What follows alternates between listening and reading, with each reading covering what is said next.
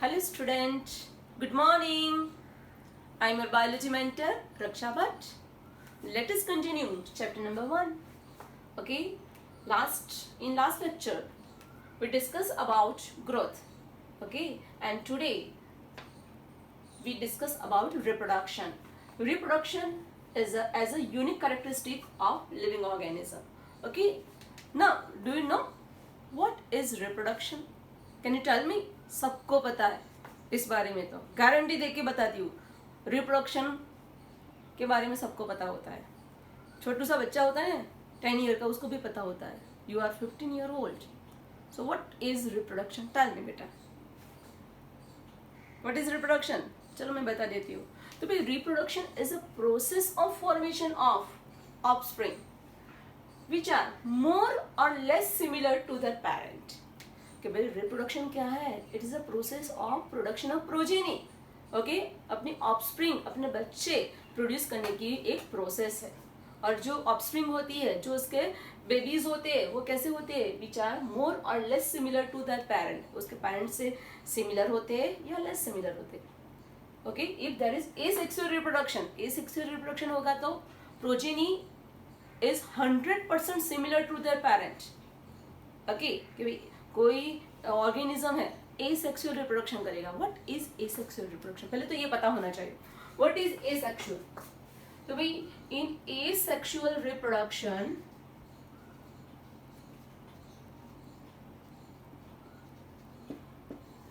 Only one parent is involve. एक ही parent होता है बेटा. जितनी भी प्रोजेनी बनेगी ना, वन पेरेंट में से ही बनेगी. Okay, the way in asexual reproduction only one parent is involved. Okay, and that parent produced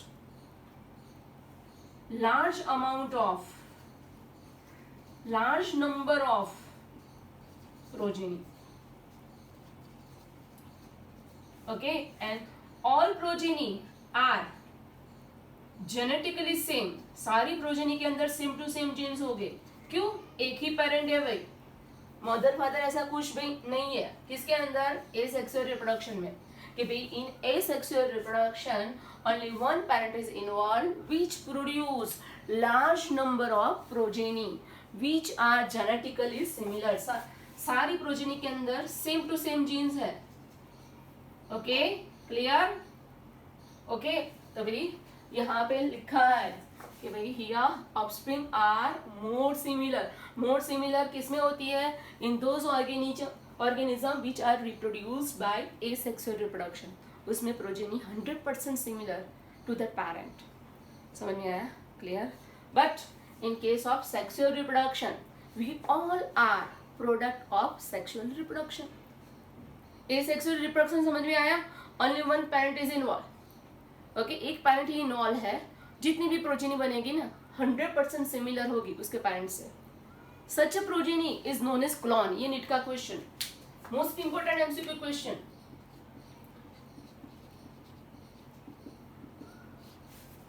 what is clone? Genetically similar progeny, it is known as clone. कि सारी प्रोजेनी जेनेटिकली सिमिलर है, look wise भी same है. Okay, उससे क्या बोलेंगे हम? Clones. Morphologically, morphology means look. कि भाई प्रोजेनी है, जितने भी उसके ऑफस्प्रिंग है, लुक वाइज भी सेम है, जेनेटिकली भी सेम है. तो सच a genetically similar progeny it is known as clone. Clone बोलते हैं बेटा. एसेक्सुअल रिप्रोडक्शन में क्लोन बनते हैं. क्लोन मतलब आपने रोबोट मूवी देखा है, उसमें जो चिट्ठी था ना, तो चिट्ठी के कितने सारे क्लोन्स बने थे लास्ट में जब फाइटिंग आई थी, याद है? सारे चिट्ठी जैसा ही लुक था ना सबका. That is known as clone. Same type के. समझ में आया?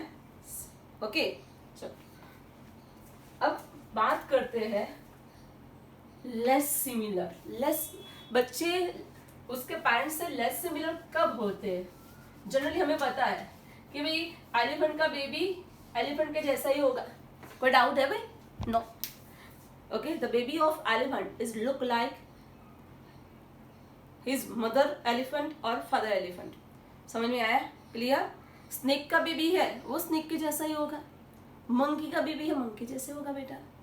कभी ऐसा नहीं होगा कि मंकी का बेबी जिब्रा के जैसा निकला, कभी दे होता है, नेवर। समझ में आया? क्लियर? तो भाई here what is the definition of reproduction?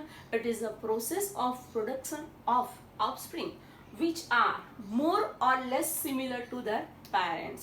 Asexual reproduction जो करता है उसकी ऑफस्प्रिंग 100% सिमिलर होती है पेरेंट्स से, and those organism which reproduce sexually, जो सेक्सुअल रिप्रोडक्शन करता है, ओके, उसकी प्रोजेनी 100% सिमिलर नहीं होती है। वाई? क्यों ऐसा ma'am? We all are product of sexual reproduction. क्या हम 100% अपने मामा जैसे दिखते हैं? 100% अपने फादर जैसे दिखते हैं? No. 50% characters comes from mother, whereas 50% character comes from father. हमारी आईज का कलर मदर जैसा, ओके, हेयर का कलर फादर जैसा, ओके, समझ में आया? थोड़ा लुक मामा जैसा आता है, थोड़ा लुक पापा जैसा आता है। Clear? Why?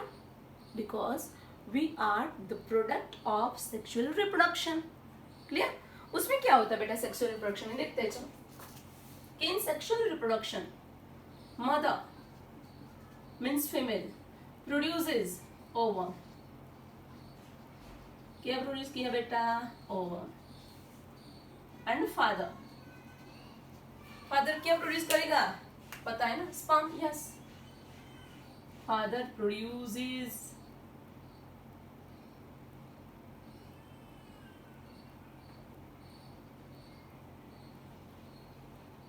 sperm. This is sperm. Okay, देखो फर्टिलाइजेशन हुआ। This sperm fertilize ovum and zygote is formed. समझ में आया? क्लियर? आपको पता है how many chromosome present in our cell? Tell me कि भाई in humans body how many chromosome is present? कि भाई ह्यूमन बॉडी का एक सेल है, एक सेल की बात करते हैं तो उसके अंदर कितनी क्रोमोसोम प्रेजेंट है पता है आपको? 46 क्रोमोसोम। समझ में आया कि भाई 46 chromosome are present in every cell of human body. Clear? Okay, 46 chromosome तो कितनी पैर हुई? 23 पैर। समझ में आया? We are diploid, means diploid का मतलब क्या है? हमारे सेल के अंदर पैड में क्रोमोसोम है बेटा। डिप्लॉयड 23 पैर, डिप्लॉयड को 2n लिखते हैं, पैड क्रोमोसोम 2n। समझ में आया? Clear? Now here ovum is known as female gamete. Ovum को, ओवम है क्या? फीमेल में से प्रोड्यूस किया गया गैमेट है, and the sperm is male gamete. समझ में आया बेटा? क्लियर? ओके, तो भाई ड्यूरिंग गैमेट फॉर्मेशन मियोसिस अकर, और जहां पे मियोसिस होता है ना बेटा, वहां क्रोमोसोम के नंबर हाफ हो जाते हैं। कैसे हो जाते हैं? हाफ हो जाते हैं, ध्यान रखना है। क्लियर? तो भाई during ovum formation and sperm formation which type of cell division occur? Most important MCQ question. Answer क्या आएगा बेटा? Meiosis takes place. क्या होता है? दिख रहा, मियोसिस। ओके, ये भाई देखो, ये मदर थी, मियोसिस हुआ। ओके, फादर में भी मियोसिस के थ्रू क्या बनता है बेटा? स्पर्म बनता है। मदर में ओवम बनता है। ओके, मींस ओवम के अंदर कितने क्रोमोसोम हो गए? Our normal cell having 46 chromosome, 23 pair chromosome. So ovum having 23 chromosome, half हो जाते हैं। मियोसिस में क्या होता है बेटा? जो भी क्रोमोसोम है ना, हाफ हो जाते हैं, उसके नंबर ज्यादा हो जाते हैं। ओके, तो ovum having 23 chromosome, sperm also having 23 chromosome. समझ में आया? देखो, this sperm fertilize ovum, 23 plus 23। Zygote के अंदर कितने क्रोमोसोम हुए बेटा? 46। सपोज हम उसको n और इसको n, हैप्लॉइड। 23 हाफ क्रोमोसोम है तो उसको हम हैप्लॉइड सेल बोलते हैं। क्या बोलते हैं बेटा? Haploid cell. याद रखना है कि भाई इन सेक्सुअली रिप्रोड्यूसिंग ऑर्गेनिज्म, याद रखना है, most important line, in sexually reproducing organism gametes are always haploid. जो भी गैमेट्स होते हैं ऑलवेज कैसे होते हैं? दिख रहा, हैप्लॉइड होते हैं। हैप्लॉइड का मतलब they are having half number of chromosome. Chromosome के नंबर आधे होते बेटा, हाफ होते 23 इन ओवम, 23 इन स्पर्म. ऐसा होना जरूरी है. क्यों? देखो जाइगोट में कितने आ गए, 23 प्लस 23 46. यस, नॉर्मल सेल में जितने होते हैं इतने जाइगोट में आ गए. अब डोंट वरी, अब क्या होगा, this zygote undergo cell division and that cell division is mitosis. Okay, clear? देखो मियोसिस में क्या होते हैं, क्रोमोसोम आधे हो जाते हैं, और माइटोसिस में क्या होते हैं कि भाई बहुत सारे सेल्स बनेंगे and all the sales having same number of chromosome. Half नहीं होंगे, सेम टू सेम क्रोमोसोम हर एक सेल के अंदर जाएंगे. समझ में आया बेटा? क्लियर? तो भाई from zygote body of organism is develop. Okay, body of baby, यहाँ पे बेबी बनने वाला है, ह्यूमन लिया है ना इसीलिए. And the cell of every cell of baby is 2n diploid होगा. ओके, ये बेबी बनेगा उसमें से. ओके, उसके हर एक सेल के अंदर कितने क्रोमोसोम होंगे, 46 क्रोमोसोम. समझ में आया? तो भाई 46 क्रोमोसोम आ गए वापस. सोचो यहाँ पे हाफ हाफ नहीं हुए होते तो क्या होता, देख 46 ओवम के अंदर, 46 स्पर्म के अंदर, तो यार जाइगोट के अंदर 92 क्रोमोसोम. पहला एलियन पैदा होता. क्या पैदा होता, एलियन. नॉर्मल बेबी फॉर्म नहीं होता बेटा. समझ में आया? क्लियर? फिर नॉर्मल बेबी कब होता है, if ovum having 23 chromosome and sperm having 23 chromosome. Okay, तो वही उसमें से जो बेबी बनेगा वो नॉर्मल क्रोमोसोम वाला होगा. समझ में आया बेटा? क्लियर? तो भाई यहाँ पे जो बेबी बनेगा उसमें 23 क्रोमोसोम किसके आए, मदर के आए भाई. 23 क्रोमोसोम किसके आए, फादर के आए. So 50% character comes from mother, 50% from father. Okay, clear? So it is not 100% similar to their mother or father. So we can say that less similar to their parent. समझ में आया? तो what is definition? अब तो आ गई होगी definition. The process of production of offspring which are more or less similar to their parent. Okay, that process is known as reproduction. Clear beta? No non-living object is capable of reproducing or replicating by itself. कभी देखा है कि हमारे class के अंदर आज एक black board है और क्लास बंद करके आप गए हो, दूसरे दिन अपने आप एक में से दो हो गया. तोड़ने की बात नहीं कर रही हूँ कि आज एक ब्लैक बोर्ड था, दूसरे दिन अपने आप दूसरा ब्लैक बोर्ड प्रोड्यूस हो गया. Never.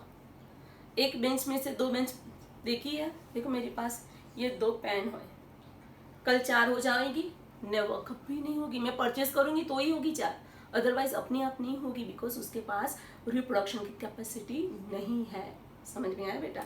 Okay, so non living object do not have the property of reproduction. वो सेल्फ रिप्रोडक्शन कर सकते नहीं है. Organism reproduce by sexually and it is known as sexual reproduction, and asexually it is known as asexual reproduction. Clear? अभी मैंने आपको sexual reproduction के बारे में बताया कि in sexual reproduction 2 parents are involved. कितने parents? 2. One should be mother female and other should be father male. कभी मेल नहीं चलेगा, कभी फीमेल चलेगी नहीं. Okay, both parent is of opposite. Okay, opposite sex के होने चाहिए. एक मेल होना चाहिए, दूसरा फीमेल होना चाहिए. समझ में आया बेटा? Mother produce ovum, father produce sperm. This sperm fertilize ovum, zygote is formed, and from zygote, most important, the body of baby is formed by mitosis. Okay, ये माइटोसिस है क्या बेटा? सेल डिवीजन है, one type of cell division. बहुत सारे cell form करेगा और सबके अंदर क्रोमोसोम के नंबर सेम रखेगा. That is known as mitosis. Ma'am ये मियोसिस वाला एक बार बोल दो ना, ऐसा सोचती हूँ. चलो मैं बोल देती हूँ. What is meiosis? कि भाई इन organism, in animal, meiosis only occur during gamete formation. Okay, कि हमारे, देखो मेरी बात कर रही हूँ कि मेरे सारे बॉडी के सेल्स है, सब सब कैसे डिप्लॉयड है. डिप्लॉयड का मतलब क्या है, क्रोमोसोम पैर में है. ओके, समझ में आया. 46 क्रोमोसोम है. किसके अंदर मैम 23 हो गए. तो मेरा जो ओवम होगा, मेरा जो एग सेल होगा, they are having 23 chromosome. The cells of entire body is diploid. 2n है, खाली एक ही सेल ऐसा है मेरे में, ओवम. मैं फीमेल हूँ, फीमेल के अंदर ओवम फॉर्म होता है. Ovum is always haploid, means having half number of chromosome. और मेल के अंदर ओनली स्पर्म्स वो हैप्लॉइड है. बाकी बॉडी के सारे सेल कैसे बेटा, डिप्लॉइड है. क्लियर, कॉन्सेप्ट क्लियर करो बेटा. ओके, चलो. तो भाई सेक्सुअल रिप्रोडक्शन पता चल गया है. Asexual reproduction. ओके, तो ये दोनों डिफरेंस क्यों हुए कि भाई सेक्सुअल रिप्रोडक्शन में 2 पेरेंट आर इन्वॉल्व, इसीलिए जो प्रोजेनी बनती है वो 100% सेम नहीं होती है. इन case of asexual reproduction,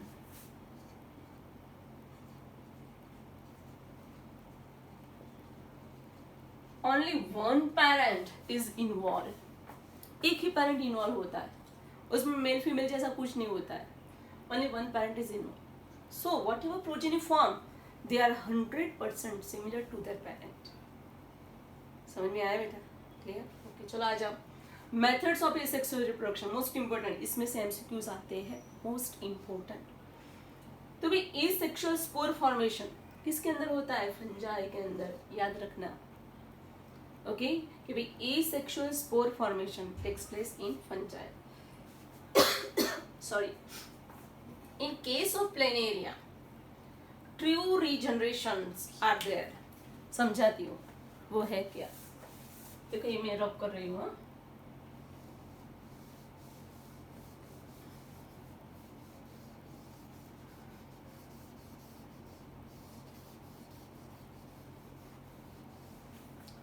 Planaria.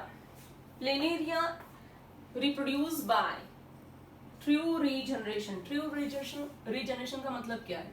Suppose ये प्लेनेरिया है, सपोज ये प्लेनेरिया का बॉडी बहुत सारे पार्ट में डिवाइड हो गया. समझ में आया? क्लियर, बहुत सारे पार्ट में डिवाइड हो गया. Each and every part form entire body. हर एक पार्ट में से पूरा बॉडी बन जाएगा. This method of asexual reproduction is known as true regeneration. Most important. समझ में आया? Okay, कि भी in case of planaria. What is planaria? Planaria है क्या बेटा? It is protist. Clear? Protist में आता है? No. Planaria किस में आता है बोलो तो? Planaria tapeworm, liver fluke. Planaria किसमें आता है, प्लेटीहेल्मिन्थिस. किसमें आता है, प्लेटीहेल्मिन्थिस. उसके अंदर प्लेनेरिया आता है ना. क्लियर. तो भाई उसके पास कौन सी कैपेसिटी है, तो भाई उसके पास ट्रू रीजनरेशन की कैपेसिटी है. Means here the body is divided into number of pieces. Suppose उसका बॉडी 50 पीसेस में डिवाइड हो गया, तो हर एक पीस में से पूरा एनिमल फॉर्म करने की कैपेसिटी है. तो 50 प्लेनेरिया बन जाएंगे. समझ में आया कि जितने भी उसके पीसेस हो गए, every part have capacity to produce entire body. This method of asexual reproduction is known as true regeneration. समझ में आया? छोटा सा पीस होगा ना तो भी पूरा एनिमल बॉडी बना देगा, रीजनरेट कर देगा. क्लियर बेटा? Third method budding, most important. किसके अंदर होता है budding? Answer is yeast and hydra. Okay, दिखाती हूँ बेटा आपको.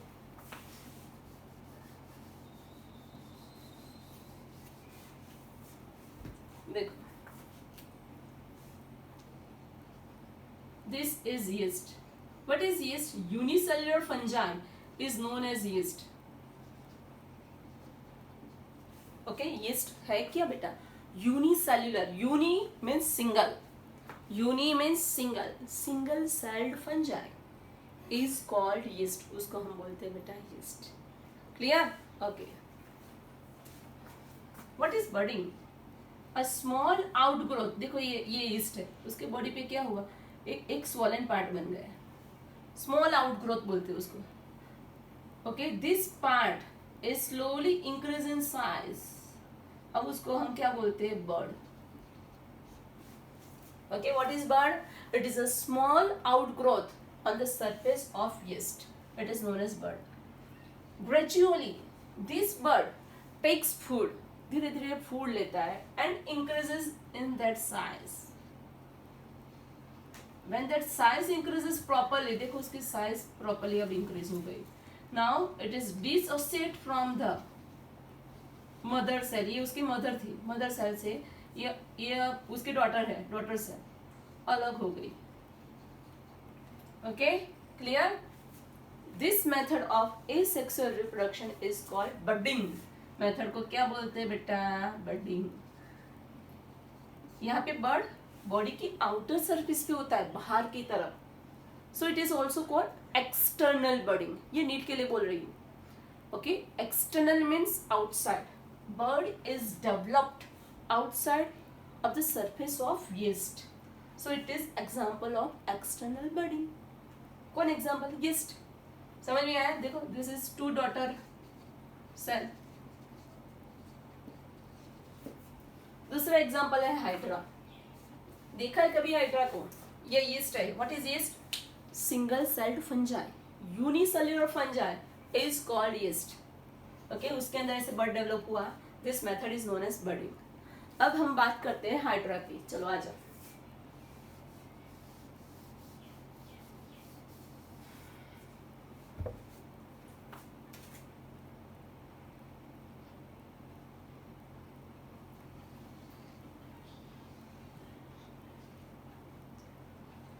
What is this? This is Hydra.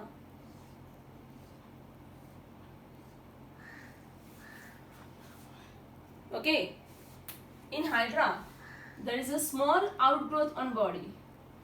Okay, this is known as bud.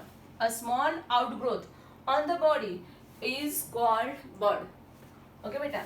This bud eventually increases in that size. धीरे धीरे अपनी साइज इंक्रीज करेगा वो बर्ड, और वो बड़ा होके कैसा बन जाएगा, baby hydra.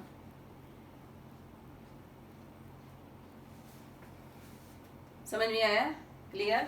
When this hydra, this baby hydra get enough size that it is dissociate from the mother cell. ये उसकी मदर है. ओके, वो उससे अलग हो जाएगी. देखो, अलग कर देते हैं and two hydra is formed.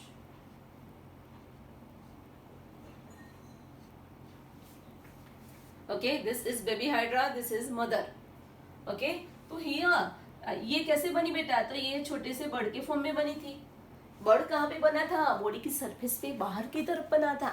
So hydra में भी कौन सा बडिंग होता है? External budding, most important. Okay बेटा, कि भाई यीस्ट एंड हाइड्रा, ओके, दोनों किसके एग्जाम्पल है? Both shows external budding. Important, most important, याद रखना. तो मैम आप एक्सटर्नल बोले तो कोई ऐसा एग्जाम्पल है जिसके अंदर बर्ड अंदर बनता होगा? यस, है ना, स्पॉन्जिस. याद रखो, ये नीट का क्वेश्चन है, एमसीक्यू का क्वेश्चन है, याद रखो. तो भाई यहाँ पे बर्ड बाहर की तरफ बना था, तो वो एग्जाम्पल था एक्सटर्नल बर्डिंग का. यहाँ पे बर्ड अंदर की तरफ बनता है, किसके अंदर? स्पॉन्जिस. स्पॉन्जिस के अंदर कौन सा बर्डिंग होता है? Most important, internal budding. Most important, internal bud form होता है. बॉडी के अंदर एक बर्ड फॉर्म होता है, internal bud. That bud is known as gemmules. Most important, ये बारी बारी नीट में पूछा हुआ क्वेश्चन है कि भाई इंटरनल बर्ड है, उसका दूसरा नाम क्या है बेटा? जेम्यूल्स. मोस्ट इंपोर्टेंट, याद हो गया? ओके, कि buds are of two type. Surface में बनेंगे बॉडी के बाहर तो एक्सटर्नल बर्ड. एग्जाम्पल कौन है ऐसा?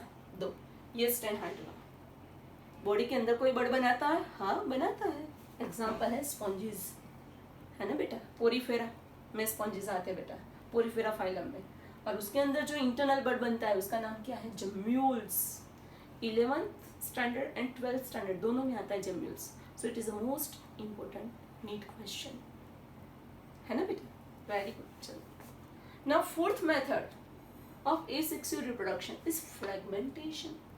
Okay, what is fragmentation? नाम से ही पता चलता है कि here the body is divided into number of fragment. Okay, suppose कि कौन fragmentation करता है? तो भी fungi, filamentous algae and protonema of mosses. Protonema means simple body structure. जो mosses है ब्रायोफाइट्स, उसका बॉडी स्ट्रक्चर एकदम सिंपल होता है, that is known as protonema. Okay, ये भाई fungi, filamentous algae and protonema of mosses किसके थ्रू रिप्रोड्यूस होते हैं? फ्रेगमेंटेशन के थ्रू। वो है क्या? चलो देखते हैं। देखो भाई, ये उसकी बॉडी है, filamentous body, fungi algae mosses की। Okay, suppose this body, this filament of fungi they undergo fragmentation, means body बहुत सारे फ्रेगमेंट में डिवाइड हो गई। सपोज बॉडी कितने फ्रेगमेंट में डिवाइड हो गई? 20। तो उसमें से मुझे 20 फंगल फंजाई मिलेगी। कितनी? 20 फंजाई या 20 एल्गे। समझ में आया? Here filaments of organism undergo breakdown, टूट गए फिलामेंट, और हर एक filament, each piece of filament produced new organism. Suppose 20 fragment बनेंगे तो 20 फंजाई हमें मिल जाएंगे। समझ में आया बेटा?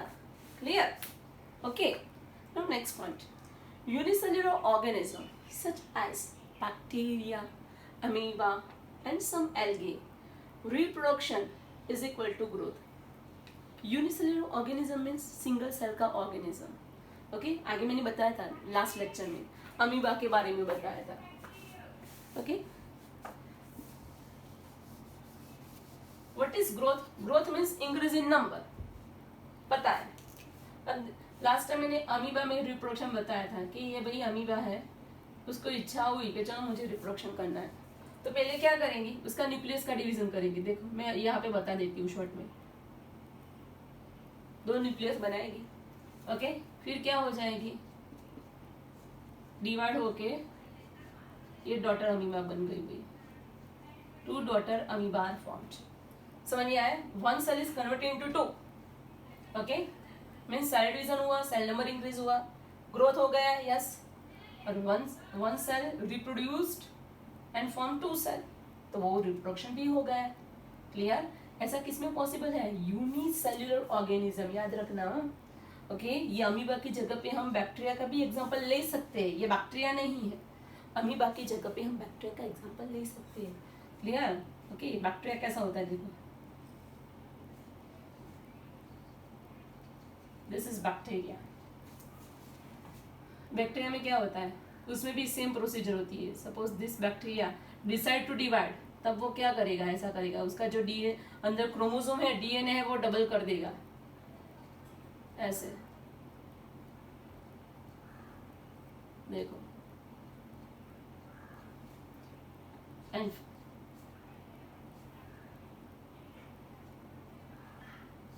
two bacteria are formed.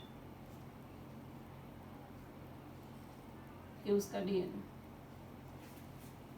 समझ में आया?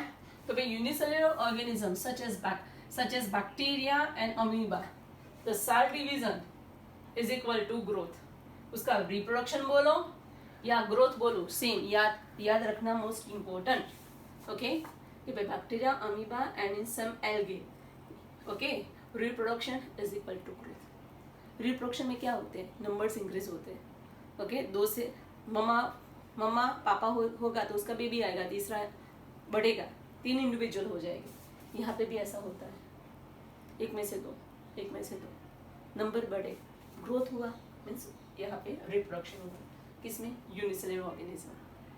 क्लियर बेटा?